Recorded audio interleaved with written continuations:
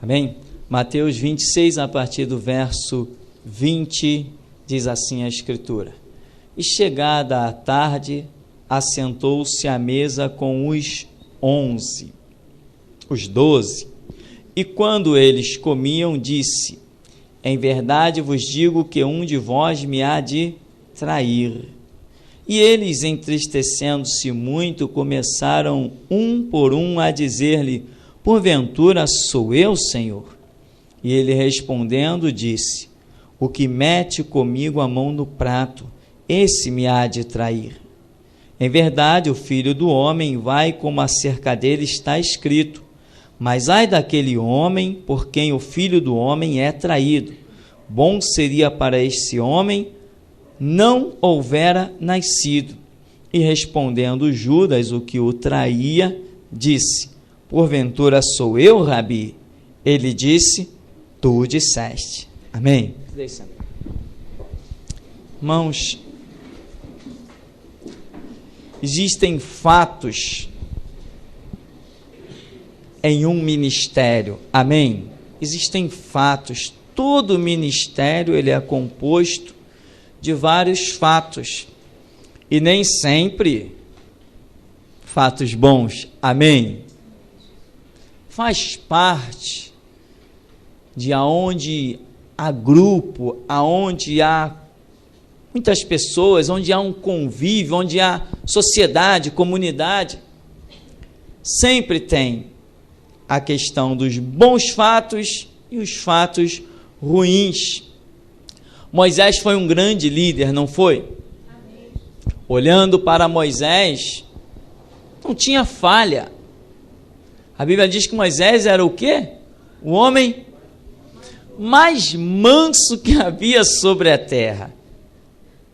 Mas sendo mais manso, tinha lá uns homens lá que o tempo todo pegavam no pé dele, né? Contradição o tempo todo. Vamos levantar um capitão, vamos voltar para o Egito.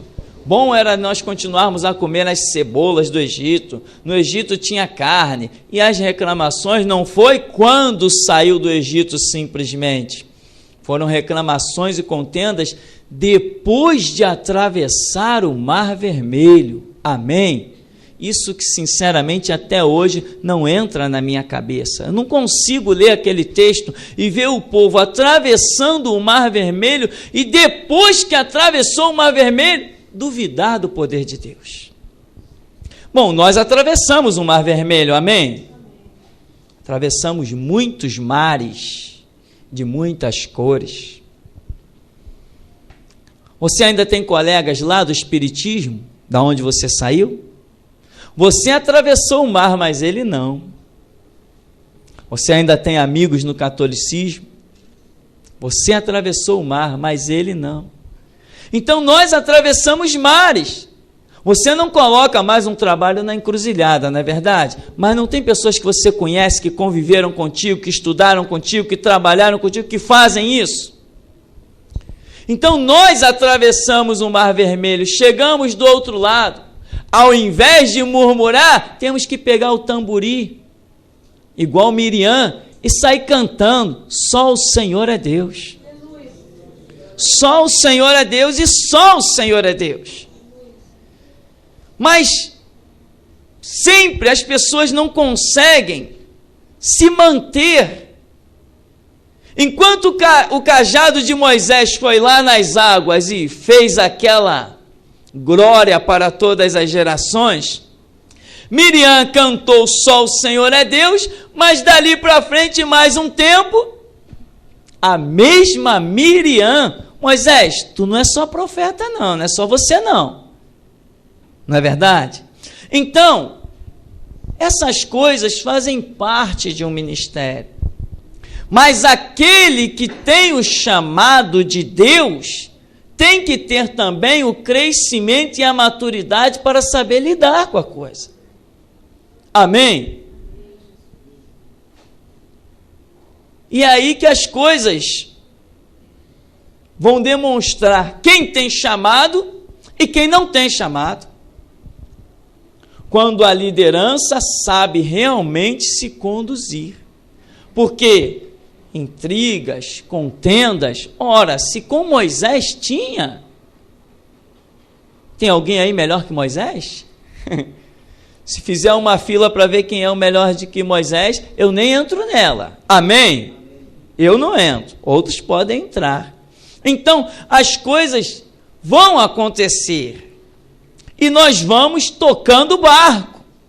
Como? Como é que se toca o barco do Evangelho? Em Mateus 6,6. É lá. Moisés nada. Deixa Moisés de canto. Eu vou orar. Se Miriam, ao invés de falar com Moisés, tivesse ido orar, ela não teria ficado leprosa. Porque verdadeiramente ela era profeta. E Deus verdadeiramente falava com ela. Então ela iria orar e Deus ia dizer assim: deixa meu servo quieto, eu estou trabalhando. Deixa ele quis pegar a mulher de Cuxi, deixa ele pegar. Eu estou trabalhando. Amém? Você já aprendeu a ouvir Deus? É uma questão de sobrevivência espiritual. É uma coisa séria. Se você não aprender a ouvir e discernir a voz de Deus, esquece ministério. Amém? Esquece. Porque eu não vou te consagrar a nada. Isso está descartado. Amém? Se você esperar que eu reconheça o teu ministério, você está frito. Eu só reconheço o ministério quando vejo os frutos.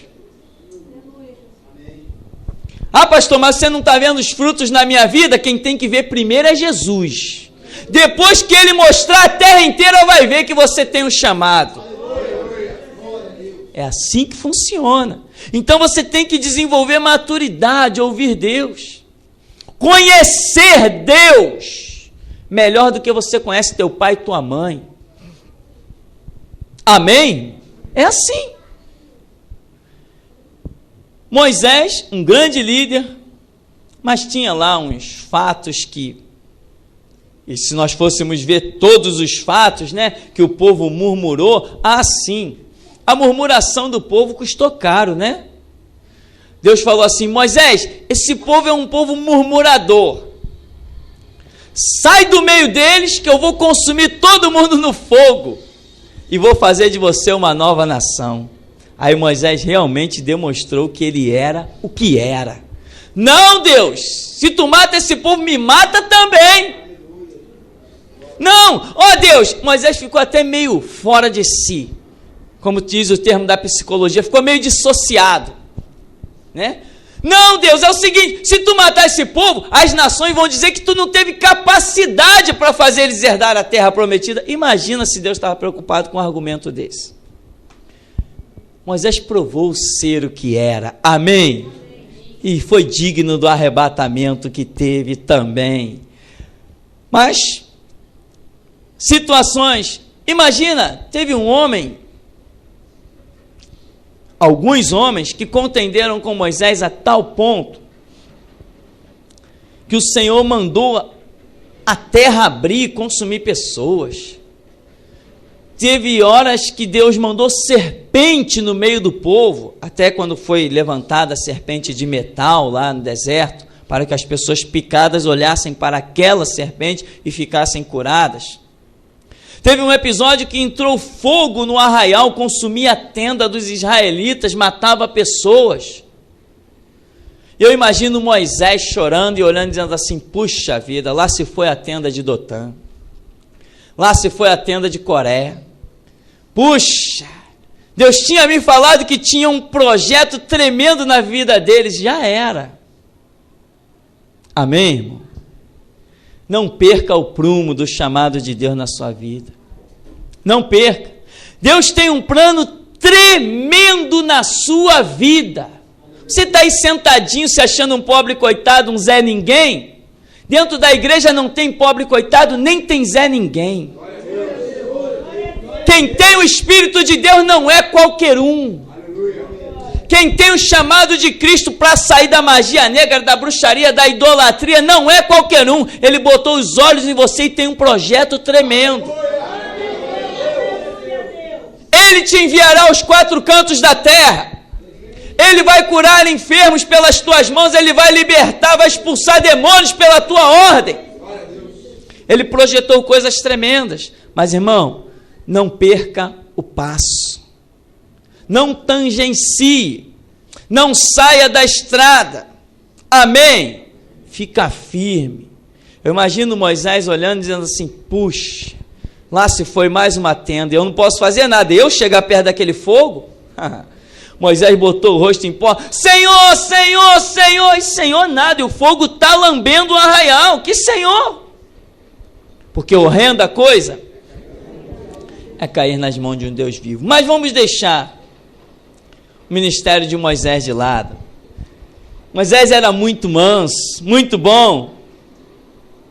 Mas vamos falar de alguém mais importante que Moisés. Jesus. Jesus, que ministério. E eu quero que você pegue a sua Bíblia em Mateus capítulo 18. Vamos ver o que aconteceu no ministério de Jesus. Quando aqui no capítulo 18, naquela mesma hora, chegaram os discípulos ao pé de Jesus, dizendo, quem é o maior no reino dos céus? E Jesus, chamando uma criança, a pôs no meio deles e disse, em verdade vos digo que se não vos converterdes e não vos fizerdes como criança, de modo algum entrareis no reino dos céus. Portanto, aquele que se tornar humilde como esta criança, esse é o maior no reino dos céus. Tinha um problema no ministério de Jesus. Aqueles que seriam os apóstolos, os discípulos aí então, estão querendo saber quem é o maior. Peraí, não, eu vou ser o maior. Eu sou melhor. Jesus falou assim, primeiro, a conversão. Vocês ainda têm que ver a questão de entrar no reino, porque vocês ainda estão fora. Amém? Enquanto você vive neste mundo, você está sendo provado. Nós somos salvos por um dado momento, se permanecemos fiéis. Não é isso que a Bíblia diz? Ser fiel até a morte, dar-te-ei a coroa da vida. Salvação eu tenho hoje aqui, mas eu perco amanhã ali na esquina. Aqui não tem predestinado. Amém? Aqui não tem filosofia, uma vez salvo, salvo para sempre. A salvação você conquista todo dia, andando na presença do Senhor, porque aquele que lança a mão do arado e olha para trás, não é apto para o reino de Deus, diz o Senhor Jesus no Evangelho de Lucas. Então, Jesus aqui está olhando, olha, que papo é esse de maior? Que papo é esse de melhor? Tem que ser humilde como uma criança. Tem que ser simples. Sabe o que acontece aqui? Por que Jesus usou uma criança? Ele usou uma criança. Você já viu criança querendo te dar ordem? Você já viu criança querendo ser melhor do que você? Você já viu criança olhando para as vestes e dizendo, a minha é melhor que a tua? Você já viu criança, meu irmão, se exaltando, etc, etc? Jesus está dando uma lição aqui para os discípulos. Vocês estão aí querendo ser o melhor, achando que vai ter posição, que vai dar ordem, que isso, que aquilo. Tem que ser humilde. Tem que ter humildade. Aí Jesus daqui a pouco vai lá, cata uma toalha, uma bacia, começa a lavar os pés deles e diz assim, olha, eu sou o Senhor e faço isso. Quem vocês pensam que são? Amém, meu irmão? Mas tinha um problema no ministério de Jesus que ele precisava dar um jeito. E ele deu jeito com o seu exemplo. Porque líder não é quem dá ordem, é quem dá exemplo. Quando você vê alguém que gosta de dar ordem, este não tem chamado na seara de Jesus Cristo para dirigir nada. Nada, absolutamente nada. Quem gosta de dar ordem não tem chamado ministerial. Quem gosta de meter a mão no arado e trabalhar, esse tem. Quem é o maior? O maior são esses que não estão preocupados em ser maior. No capítulo 20, a partir do verso 26, vamos ver outro probleminha que estava acontecendo no ministério de Jesus. Mas no ministério de Jesus acontecer problema, o que esses homens pensam? O que tem na cabeça do ser humano? Sabe por que isso, meu irmão? Para que você entenda que no seu ministério, se teve no de Jesus, vai ter no teu. Não adianta escapar, né? Não adianta, vai ter uma hora que vai ter situação. Então, Mateus 20, 26 diz assim: não será assim entre vós, mas todo aquele que quiser entre vós fazer-se grande, que seja vosso serviçal ou criado, diz a Escritura. E qualquer que entre vós quiser ser o primeiro, que seja vosso servo ou escravo, diz a Escritura. Bem como o Filho do Homem não veio para ser servido, mas para servir e para dar a sua vida em resgate de muitos. Estão discutindo aqui, não, porque os filhos de Zebedeu pediram: Senhor, deixa eu sentar à tua direita, deixa eu sentar à tua esquerda, e eles começaram na contenda entre eles. Jesus falou: peraí, nada disso, não é assim. Quem quer entre vós ser grande, eu vejo aqui, sabe o que, irmão? Uma maldição. Lendo várias versões diferentes, Jesus estaria dizendo assim, ó: aquele que quer ser grande, seja servo. É uma maldição. Amém? No reino de Deus não tem lugar para grande, só tem para servo. O reino de Deus pertence aos pequeninos, diz a Escritura. Vosso Pai vos agradou, a Deus agradou dar-vos o reino, pequeninos. É isso que Jesus diz. Não existe maior título do que o título de servo. E servo é aquele que serve. Deus se alegra na prosperidade dos seus servos. Quem não é servo não tem nada. Ele não dá nada para quem não é servo. E aqui ele está dizendo depois: e qualquer que entre vós quiser ser o primeiro, que seja vosso escravo. Outra maldição. O camarada está com o coração: eu quero dar ordem, eu quero ser o tal, eu quero uma gravatinha, eu quero uma cadeira acolchoada, eu quero um microfone, eu quero ser o tal, eu sou bom, sou bonito, eu falo bem, eu sou o tal. Ah, é? Então vai ser escravo. Amém? É o que Jesus está dizendo. Qualquer que entre vós quiser ser o primeiro, que seja vosso servo escravo, serviçal, criado. Porque estava havendo um probleminha no ministério de Jesus. Uma contenda estava acontecendo ali. A questão, irmão, é serviço. Quem mais serve, mais bem-aventurado é. Aí vem Jesus e diz assim: bem como o Filho do Homem não veio para ser servido, mas para servir. Imagina, Jesus está dizendo: eu vim para servir. Eu estou aqui para servir, e servir ao nível de dar a vida em resgate de outros. Isto é que é serviço. Nós vemos que, num dado episódio, os discípulos chegaram para Jesus e disseram assim: Senhor, vimos um homem que em teu nome expulsa demônios, mas nós repreendemos ele, porque ele não anda com a gente. O que Jesus falou? Não proibais. Amém? Por quê? Porque eles achavam que aquele homem que estava expulsando o demônio e fazendo a obra de Deus tinha que fazer nos moldes de serviço que eles estavam acostumados a ver. Pois o homem estava só de longe, já tinha ouvido Jesus, já tinha recebido a palavra e já estava servindo muito mais do que eles. Eles não estavam expulsando o demônio, mas o homem lá, ele viu expulsando. Apolo não andava entre os 12 apóstolos, não andava entre os 11, não andava, mas de repente está lá ele eloquentemente convencendo a gregos e a judeus de que Jesus Cristo é o Senhor. Mas não estava no meio da panelinha, Porque o que manda, meu irmão, é o serviço. Os olhos de Deus são como chama de fogo, estão sobre o teu serviço. Estão olhando a destreza das tuas mãos. Eles estão olhando se a tua língua é pena de um destro escritor. Eles estão olhando se você é obreiro aprovado, que não tem do que se envergonhar e maneja bem a palavra da verdade. Eles estão olhando se você tem essas qualificações, mas estas qualificações só se conseguem na intimidade do quarto.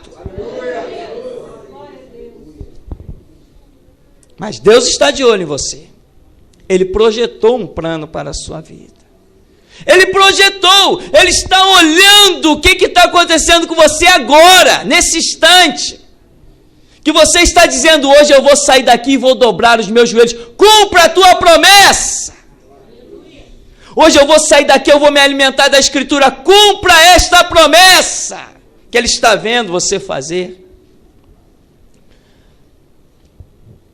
Mas tinha um outro grupo, que em Atos 19, no tempo de Paulo, eles eram filhos do principal da sinagoga, e eles foram lá expulsar um demônio. Esconjuro-vos por Jesus a quem Paulo prega. E diz a Escritura que o endemoniado saltou sobre eles, rasgou eles e bateu neles, e eles, nus e feridos, saíram envergonhados. Por quê? Eram os principais da sinagoga, filhos do principal da sinagoga. Eles não eram servos. Eles tinham título, mas não tinham unção. Eles tinham os pergaminhos, mas não tinham a palavra. Eles pensavam que serviam, mas na hora da verdade viram que não servia e ficaram envergonhados. Irmãos, não pense que você serve a Deus, sirva verdadeiramente a Deus. Uns lá nem andavam com Jesus, estavam fazendo a obra, esses aqui já no tempo de Paulo, olha quanto tempo a mensagem já havia pregado e ainda não haviam conhecido a verdade. Quando foram lá na cara do diabo, eu te esconjuro por Jesus a quem Paulo prega, o diabo deu neles, bateu neles. Porque tem gente que verdadeiramente serve e tem gente que pensa que serve. Mas o episódio do ministério de Jesus que mais me comove e me chama a atenção está em Mateus capítulo 26, a partir do verso 47.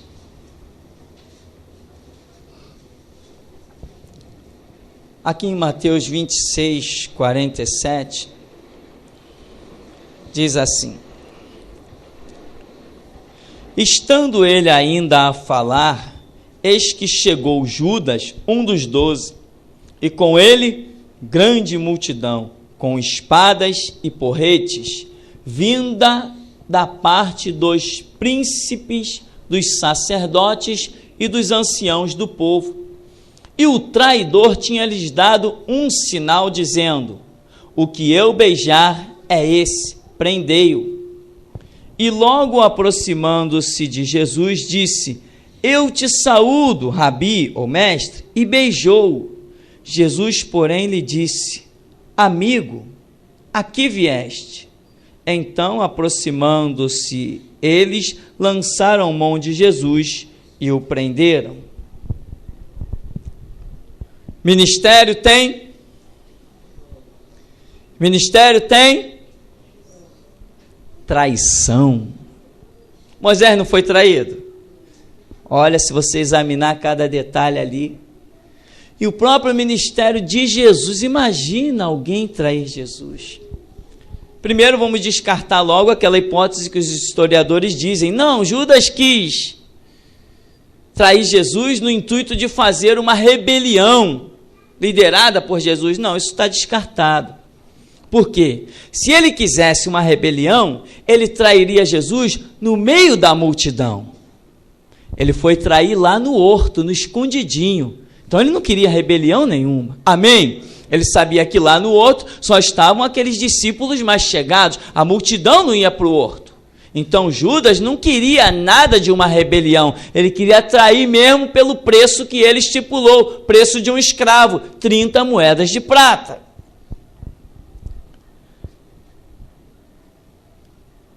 Outro detalhe que nós vemos na Escritura é que a Bíblia diz que antes, bem antes, já tinha chegado notícias a Jesus de que Judas estava com a liderança do povo, esses mesmos, os príncipes, os sacerdotes, os anciãos do povo. Essa notícia já tinha chegado para Jesus, que Judas estava lá fazendo umas reuniões pelas costas dele. E Jesus, imagino eu, que devia trazer ensinamentos no meio daquele povo.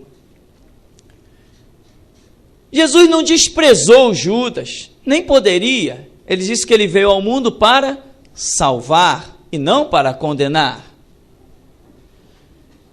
Eu penso que cada vez que Judas vinha dessas reuniões que ele está tramando a traição de Jesus, eu penso que Jesus devia dar uma palavra para ele. Porque Jesus amou Judas. Quando Jesus passou a noite inteira em oração num monte e desceu para escolher os seus apóstolos, ele foi chamando um a um pelo nome e chamou Judas. Ele tinha um plano na vida de Judas. Ele projetou lançar Judas pelas nações. Ele projetou ungir as mãos de Judas. Ele projetou derramar a porção do Espírito Santo sobre Judas, fazê-lo transbordante da revelação da Escritura. Ele projetou algo tremendo para a vida de Judas, mas Judas não soube esperar o tempo e a hora. Judas se desviou do projeto de Deus. Naquela mesma mesa, na mesa da Páscoa, quando Jesus está com os seus discípulos, sabendo que chegava a sua hora, ele virou para Judas e disse assim: o que tu tens a fazer, faze logo. Muita gente pode dizer assim: tá vendo, Jesus já entregou Judas de vez, já sabia que Judas ia trair mesmo, porque Jesus também tinha um ministério profético, amém? Rei, sacerdote, profeta, então já estava essa revelação, Jesus entregou Judas e acabou a história. Não, eu não creio que a história foi assim. Não creio, porque Deus não entrega uma alma na mão do diabo à toa. Ele trabalha, o preço do sangue é muito alto, ele quer o resgate. Muitos podem dizer, e eu já vi pregadores dizendo, tá vendo? Jesus determinou logo a história, o que tu tens a fazer, faze logo. Isso aí vai depender do contexto, sabe por quê? Porque no texto que nós lemos, Jesus diz assim, no verso 50, porém ele disse, amigo, a que vieste? Aí tem uma pergunta, amigo, a que vieste? Amigo, por que tu vieste aqui, amigo? Não, sai do meio desse povo aí, o que você veio fazer aqui, amigo? Sabendo, porque ele levantou da oração e chegou para os seus discípulos que estavam adormecidos e disse, levantai-vos, vamos-nos daqui, é chegado o que me trai. Mas quando ele vê Judas, ele diz assim, não, eu projetei um ministério para ele. Eu tinha uma unção para as mãos dele. Eu tinha milhares de almas para resgatar pela pregação dele. Eu tinha um projeto de o meu espírito se mover nos passos dele. Amigo, aqui tu vieste, eu tenho um plano. Tarde demais. Deus tem um plano, irmão. Mas não seja como Judas, um traidor de si mesmo. Amém? Tem um plano de Deus na sua vida. Não deixe que esse plano caia no esquecimento ou no fracasso. Tem um tempo. Tem um tempo. Você não vai fazer para Deus aquilo que você pensa fazer na hora que você quer. Você vai fazer na hora que Ele quer, da maneira que Ele quer. senão ele não aceita. Olha, eu vou para o Pai, não vos deixarei órfãos, olha, vocês vão me ver subindo no Monte das Oliveiras, mas o que eu tenho a dizer é o seguinte: ficai em Jerusalém até que do alto sejais revestidos de poder. É o tempo, é a hora certa, você tem que esperar. Se você não espera, você pode dizer, eu jamais trairei Jesus. Se você se desvia do plano que ele tem, é uma traição, pois ele não vai cumprir o que tem contigo. Você tem que esperar a hora certa. Judas tinha uma proposta. Você acha que Judas estava interessado em 30 moedas de prata, meu irmão? Você acha que foram 30 moedas de prata que tiraram Judas da presença de Deus? Se depois ele chegou lá e jogou aquelas moedas lá para cima da mesa daqueles traidores junto com ele? Você acha que o coração dele estava nas 30 moedas de prata? Havia uma proposta dos sacerdotes. Ali naquela época, quem dizia quem ia ser sacerdote, quem ia assumir cargos, etc., etc., era uma cúpula que estava sendo manipulada pelo Império Romano. Judas tinha proposta de muito mais do que 30 moedas de prata. Ele tinha proposta de liderança. Nos entrega a ele que nós vamos te dar isso, vamos te dar aquilo outro. Rejeita as propostas do diabo, irmão. Jesus tem uma melhor. Seja esperto, fique de antena ligada. Mateus 6,6. Clama a mim e responder-te-ei, diz a Escritura em Jeremias 33,3. Você tem que ser um crente esperto. Existem propostas que nos tiram da presença de Deus. Lembra de Faraó? Moisés chegou lá, olha, assim diz o Senhor, deixa sair o meu povo. Não, tudo bem, Moisés, tá bom, já que vocês querem sair, vai lá os homens louvar a Deus. Não, só os homens não, nós queremos todos. Não, então vai os homens com as mulheres. Não, nós queremos todo mundo. Não, vai os homens e as mulheres, deixa só os animais, nem uma unha vai ficar.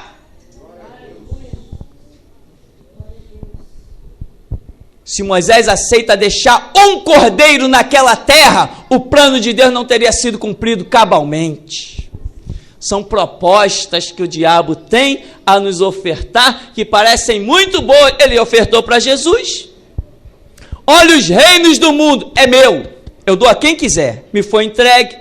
Tudo te darei se tu prostrado me adorares. Não, ao Senhor teu Deus adorarás. Só a Ele servirás. Ele não me propôs os reinos do mundo, nem o mundo, mas eu não abro mão da adoração, do privilégio que tenho de adorar esse Deus. Para mim, adorar a Deus é maior que ter os reinos do mundo. Foi o que Jesus disse. Então, querido, lá vem Judas, quando Jesus ouviu os passos, e creio que a revelação chegou até ele, e ele já tinha formulado a frase.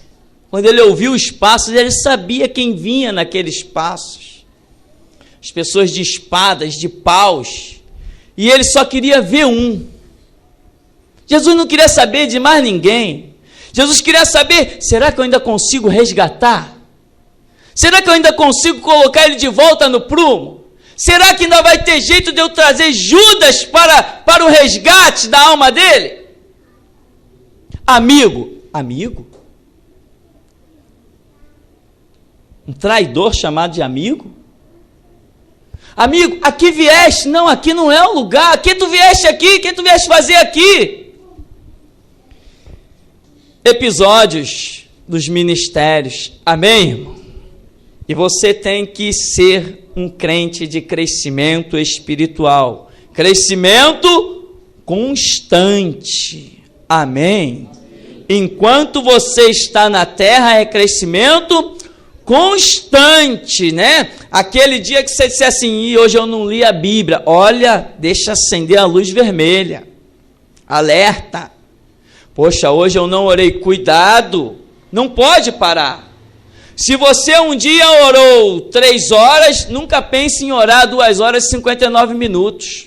Não, é sempre mais. É sempre ir adiante. É lendo livros, é estudando a Escritura, é orando, é conhecendo Deus na intimidade mesmo. Jesus está lá no Getsêmani, sabendo que vai ter um traidor contra ele, sabendo que vai ter uma cruz contra ele, sabendo que vão ter cravos lhe transpassando as mãos e os pés, coroa de espinho, chicotadas, escarnecedores, tudo contra ele. Mas ele está clamando, ele está na intimidade, soando gotas de sangue, mas ele está orando, ele está clamando, ele está buscando, um anjo está consolando e ele soando gotas de sangue. De repente ele se levanta e diz assim: vamos, é chegada a minha hora. O que é isso? Convicção ministerial. Tem cruz pela frente, mas eu não paro. Tem coroa de espinho, mas eu não vou parar. Tem traidor, e esse traidor vai ferir a minha alma mais que os espinhos da coroa, mas eu não vou parar, eu não posso parar. Tem cravos para me traspassar as mãos e os pés, mas eu não posso parar. Eu tenho uma missão e não posso parar. Convicção ministerial. Por que eu não posso parar? Porque eu não posso esquecer aquela voz que falou comigo, que não é produzida por garganta humana.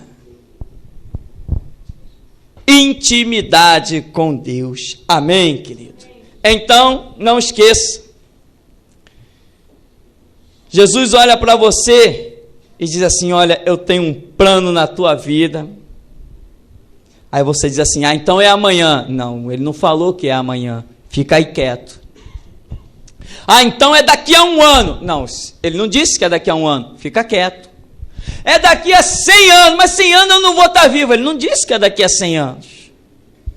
O plano de Deus vai se cumprir no tempo de Deus. Se ele tiver que te dar anos de vida de uma maneira sobrenatural, ele te dá. Mas o plano dele, se você não se desviar, ele cumpre. Então, o alerta para você é esse. No ministério existem muitos fatos e fatores que incidem nele. E é bom nós pegarmos exemplos de grandes homens de Deus, como Moisés e como o próprio Jesus, para que você amanhã não se enfraqueça mediante as coisas que vão acontecer. Não tem como fugir. Amém? Não tem como fugir, porque Paulo diz que cada um anda segundo a fé que alcançou. Se cada um anda segundo a fé que alcançou, tem pessoas que têm fé em um nível e tem pessoas que têm fé em outro nível. E mediante a fé de cada um, assim será também a atitude de cada um. Amém? O Senhor nos abençoe em nome de Jesus.